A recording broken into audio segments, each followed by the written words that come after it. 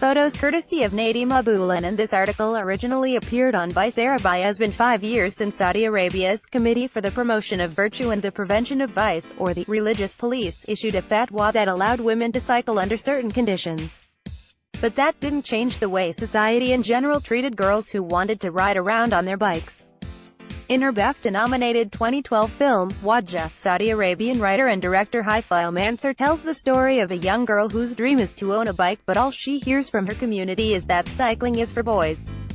Not only that, she's told stories about how cycling makes girls infertile, how she'll never get married or have kids if she takes it up. Nadima left with other members of the Wadjda cycling club growing up in Jeddah, a Saudi Arabian port city on the Red Sea. Nadima Abul EneinThis heard the same stories when she told people she wanted to take up cycling. But with the support of her family, not only did she get a bike, the 18-year-old started Saudi Arabia's first women-only cycling club, Wadjda. When I was a child, I used to ride my bike around my neighborhood, but I stopped when I got older because of all the negative social pressure, she tells me. But my mum and sisters encouraged me to pick it up again. When I did, I started posting pictures of my rides on Instagram. It shocked me to see how many Saudi women eventually got in touch to say they wanted to come on the ride. So that's when I decided to start an amateur cycling club for girls. This was back in 2015, and the club has been growing ever since. Our team started off with just 6 members, my mum, 4 friends and myself, she tells me. Now, we have over 500 riders of all ages and backgrounds. We have teenagers and mothers, and women with physical disabilities. Every woman is welcome. Watch Malala on refugees, advocacy and the girl power trip when she's not cycling or at school. Nadima is almost always playing sports.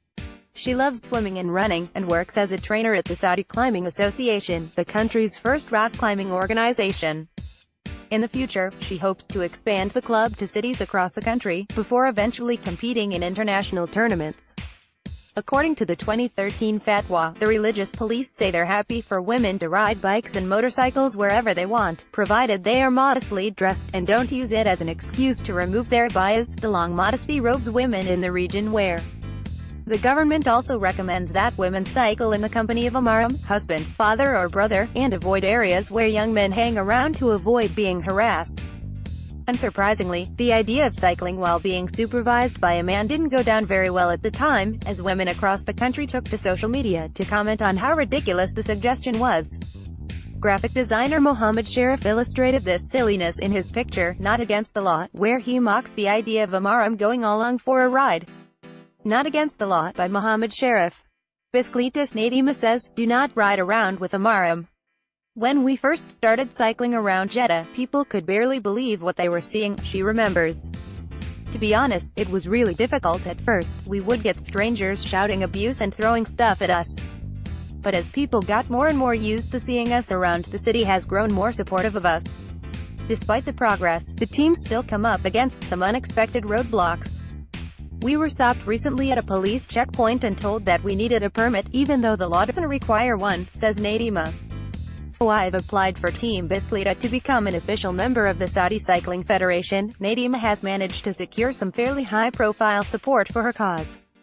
Princess Rima bint Bandar Al Saud, the head of the Saudi Women's Sports Authority, has been very vocal about the importance of sports in the region becoming more open to women, and backed Wadjda when they needed help. After we were stopped from cycling in certain areas without a permit, we reached out to Princess Rima, who helped arrange weekly practice slots at the city's King Abdullah Stadium, Nadima says.